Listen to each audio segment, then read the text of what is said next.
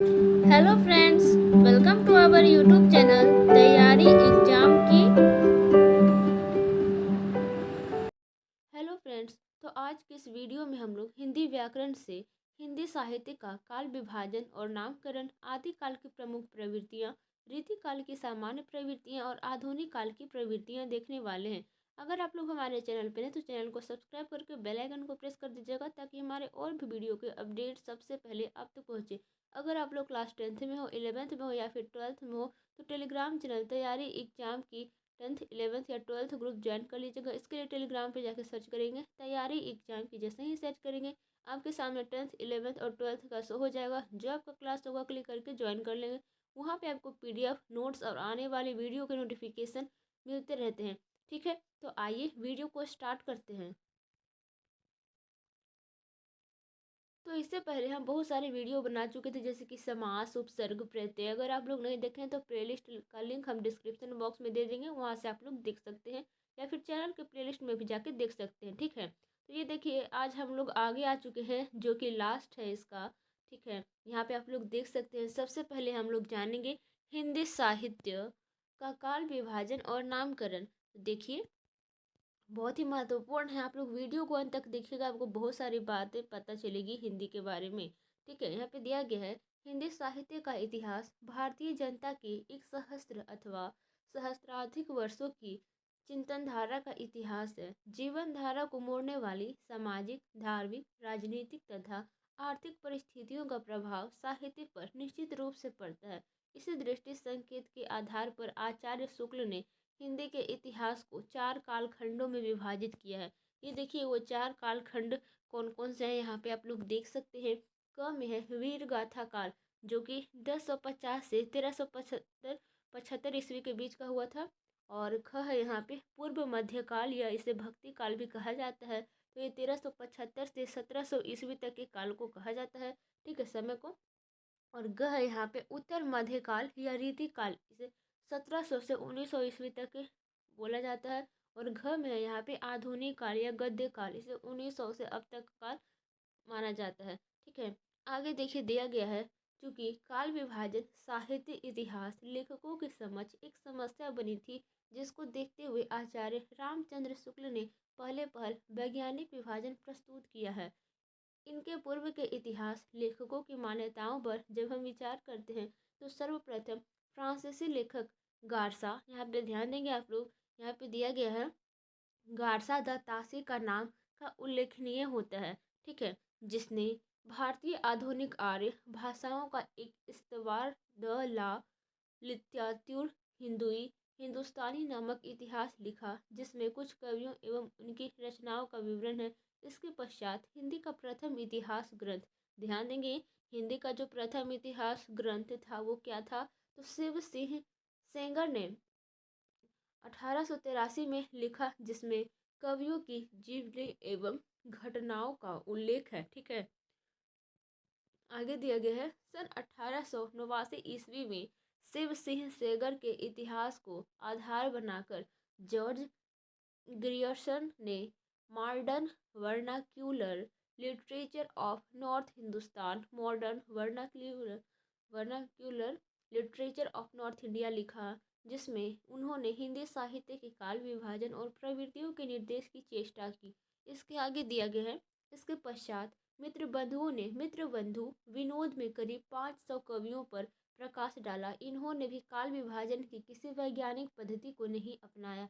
इन्होंने प्रवृत्तियों की अपेक्षा कालावधि पर विशेष ध्यान रखा। इसके बाद आचार्य शुक्ल ने सर्वप्रथम हिंदी साहित्य का वैज्ञानिक काल विभाजन एवं नामकरण प्रस्तुत किया है, जिसे किंचित संशोधन के साथ इस युग के वरिष्ठ समालोचक भी स्वीकार करते हैं। ओके, आगे यहाँ पे दिया गया है।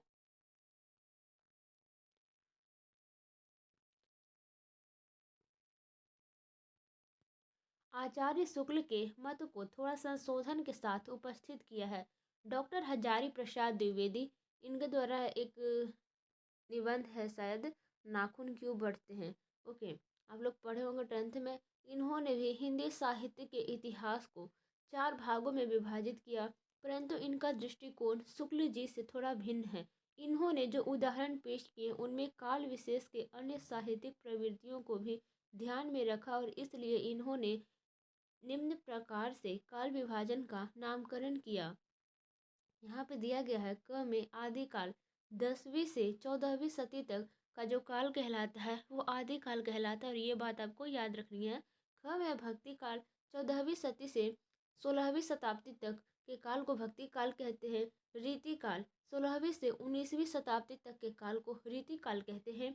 घ है यहाँ पे आधुनिक काल यानी कि 19वीं शताब्दी के मध्यकाल से अब तक जो चलता आ रहा है और इन फ्यूचर चलता आएगा उसे आधुनिक काल कहते हैं। ठीक है, तो आपको अच्छा लगा होगा। तो ये देखिए आगे यहाँ पे दिया गया है आचार्य द्विवेदी के बाद डॉक्टर श्याम सुंदर दास का काल विभाजन संबंधी मत आता है जिसमें उन्होंने आचार्य रामचंद्र शुक्ल के मत को स्वीकारा है। अंतर केवल इतना ही है कि शुक्ल जी ने जहाँ वीर गाथा काल को संख्या यहाँ पे संवत है शायद, सॉरी, 1050 से 1375 ईस्वी तक माना है, वहीं डॉक्टर दास ने इस काल की परिधि विस्तार यहाँ पे शायद संवत होगा 1050 से 1400 ईस्वी तक कर दिया है। वैसे मूल्य मान्यता में कोई खास अंतर नहीं है। ठीक है, अब आइए हम लोग चलते हैं। दिया गया है आदि काल की प्रमुख प्रवृत्तियाँ जो कि सभी बहुत ही महत्वपूर्ण है, आपको वीडियो अंत तक देखना है। हिंदी साहित्य के इतिहास पर जब विचार किया जाता है तो आदिकाल की प्रवृत्तियों को निम्नलिखित रूप में देखा जा सकता है, जिसमें प्रथम में है आश्रयदाताओं की प्रशंसा एवं राष्ट्रीय भावना का अभाव। यहाँ पे दिया गया है आदिकाल की विभिन्न परिस्थितियों के अध्ययन से यह भलीभांति ज्ञात है कि इस युग में केंद्रीय शक्ति का पूर्णतः अभाव था, जिसके फलस्वरूप सभी राज्य अपने को स्वतंत्र समझकर एक दूसरे को नीचा दिखाने की बराबर चेष्टा करते रहे। ऐसी स्थितियों में चरण प्रवृत्ति बढ़ी और प्रत्येक कवि किसी न किसी राजा का आश्रय ग्रहण कर उनकी वीरता का बखान करने में ही लगा रहा। फलतः उनमें राष्ट्रीय भावना का अभाव था यानी कि कमी था। ठीक है, अब देखिए द्वितीय में आता है संदिग्ध रचनाओं का प्राचुर्य। इस काल की रचनाओं को संदिग्ध दृष्टि से देखा जाता है क्योंकि प्रामाणिकता की कसौटी पर कसने पर ये खरी नहीं उतरती। हो सकता है कि किसी विशेष युग में इनकी रचना यथार्थ रूप से हुई हो, पर कालांतर में इनकी भाषा शैली तथा भाषा में इतना अधिक अंतर उत्पन्न हो गया कि इन्हें प्रामाणिक मानना असंगत प्रतीत होने लगा। खुमान रासो, विसल देव रासो, पृथ्वीराज रासो तथा परमाल रासो के संबंध में उपयुक्त कथन पूर्णतः सत्य प्रमाणित हो चुका है। अब देखिए यहाँ पे तृतीय में दिया गया है ऐतिहासिकता का अभाव। इन वीरगाथा काव्यों में चरित्र नायकों का चरित्र अंकित है, इतिहास की दृष्टि से इनका वर्णन खरा नहीं उतरता। इन काव्यों में इतिहास की अपेक्षा कल्पना की प्रधानता है। अतिशयोक्ति वर्णन की शैली में इन कवियों ने चरित्र नायकों का कीर्तिगान किया है। फलतः अतिशयोक्ति एवं कल्पना के कारण इन काव्यों में इतिहास का वास्तविक अंश नहीं आ पाया। ओके, अब देखिए यहाँ पे चतुर्थ में दिया गया है युद्धों का यथार्थ वर्णन। वीर काव्यों का प्रमुख विषय युद्धों का यथार्थ चित्रण है। इसका कारण यह था कि इस काल का कवि केवल मसी कागज को ही अपनी जीविका का साधन नहीं समझता था, अपितु आवश्यकता पड़ने पर वह तलवार भी धारण करता था। सेनाओं के एकत्र होने पर युद्धों का जो चित्रण इन कवियों में मिलता है वह अन्यत्र दुर्लभ है, मतलब और कहीं जगह मिलना वो कठिन है या नहीं मिल सकता है। ठीक है, इन चारण कवियों ने युद्धों का कारण किसी न किसी स्त्री लालसा की कल्पना को ही ठहराया है। अब देखिए यहाँ पे पंचम है भवोन्मेष का अभाव। वीर गाथाओं में इतिवृत्त रूप में वर्णात्मक को ही प्रधानता दी गई है। वस्तुओं की सूची तथा सेना के साज का वर्णन आवश्यकता से अधिक है। इसका मूल उद्देश्य नायक की अपरिमिता शक्ति का प्रदर्शन है। वर्णात्मकता के कारण कहीं कहीं वर्णन अत्यंत नीरस एवं शुष्क सा जान पड़ता है। ठीक है, अब देखिए हम लोग आ चुके हैं रीतिकाल की सामान्य प्रवृत्तियाँ। ये भी बहुत ही महत्वपूर्ण है। रीतिकाल का साहित्य सामंतीय वातावरण और संस्कृति की उद्भावना है। ठीक है, राज दरबारों का आश्रय पाने वाले इस श्रृंगारिक कविता में धर्मोपार्जन की प्रवृत्ति वर्तमान है। कविता में रीति एवं अलंकार का प्रयोग खुलकर किया गया। भाव सौंदर्य के स्थान पर नारी के रूप सौंदर्य को चित्रित करने में सारी शक्ति लगा दी गई। कविता प्रेम की पुकार और रसिकता और अभिव्यक्ति से आगे न बढ़ सकी। मूलतः रीतिकाल अथवा श्रृंगार काल की सामान्य प्रवृत्तियां निम्नलिखित है। ठीक है, यहाँ पे देखिए फर्स्ट में है श्रृंगारिकता। रीतिकाल में यह प्रवृत्ति सर्वत्र देखी जा सकती है। यहाँ पे है परंपरा रूप में भक्ति काव्य से रीति या प्रेम भाव की सामग्री प्राप्त कर इस युग ने श्रृंगार को रसराज के रूप में प्रतिष्ठित कर दिया। इस युग का परिवेश भी बहुत कुछ श्रृंगारी मनोवृत्ति के अनुकूल था। ठीक है, श्रृंगार वर्णन ही रीति काव्य का मुख्य उद्देश्य था। इस काल में कवियों का वर्ण, विषय, नायिका भेद, नक्सिक, अलंकार आदि का लक्षण प्रस्तुत करना है।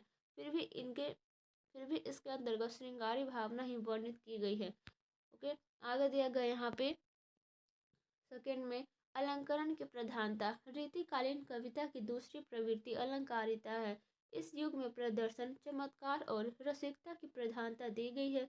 उक्ति चमत्कार द्वारा पाठक के श्रोताओं पर अपना प्रभाव डालना कवियों का लक्ष्य था। कविता का प्रमुख विषय तो श्रृंगार ही है, पर रूप आकार की सजावट के लिए अलंकार को अपनाया गया है। ठीक है, अब देखिए थर्ड में आता है यहाँ पे भक्ति और नीति। श्रृंगार काल में जहाँ श्रृंगार परक भावनाओं का वर्णन मिलता है, वहीं यत्र तत्र भक्ति और नीति से संबंध सूक्तियाँ भी बिखरी हुई मिलती है। इनके आधार पर न तो हम इन कवियों को भक्त कवि कह सकते हैं और न राजनीति पटु कवि ही। इस काल के कवियों की भक्ति तो कविताई का एक बहाना है। ठीक है, अब देखें यहाँ पे फोर में है मुक्तक शैली का प्राधान्य। श्रृंगार काल या रीति काल के कवियों का मूल उद्देश्य अपने आश्रयदाताओं को संतुष्ट करना था। ऐसी स्थिति में मुक्तक शैली ही आधुनिक उपयुक्त थी। ठीक है, प्रबंध काव्य के लिए यहाँ पे कहाँ गया,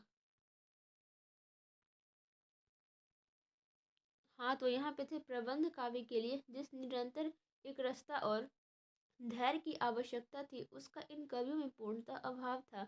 रीतिकालीन कवियों ने मुक्तक शैली को ही अपनाया। अब देखिए यहाँ पे पांचवा आता है, दिया गया है ब्रज भाषा की प्रधानता। ठीक है, तो ब्रज भाषा की प्रधानता। इस काल की प्रमुख साहित्यिक भाषा ब्रज भाषा थी। इस काल तक ब्रज भाषा का शब्दकोश काफ़ी भर गया था और उसने पर्याप्त उन्नति भी कर ली थी। इस संबंध में डॉक्टर नागेंद्र का मत है कि भाषा के प्रयोग में इन कवियों ने एक खास नाजुक मिजाजी बरती है। इनके काव्य में किसी भी ऐसे शब्द की गुंजाइश नहीं जिसमें माधुर्य गुण के अनुकूल न हो। ठीक है, अब देखिए ये लास्ट है जो कि आधुनिक काल की प्रवृत्तियां हैं। इसे जानना आप सभी को बहुत ही महत्वपूर्ण है। दिया गया है हिंदी साहित्य के इतिहास लेखकों ने आधुनिक काल का प्रारंभ सन 1900 से माना जाता है। ठीक है, कब से, तो 1900 ईस्वी से माना जाता है। इस काल में हिंदी साहित्य का चतुर्दिक विकास हुआ। हिंदी साहित्य के इस युग में नवीन चेतना का विकास एक महत्वपूर्ण घटना थी। इस काल के साहित्य की प्रमुख प्रवृत्तियां निम्नलिखित है।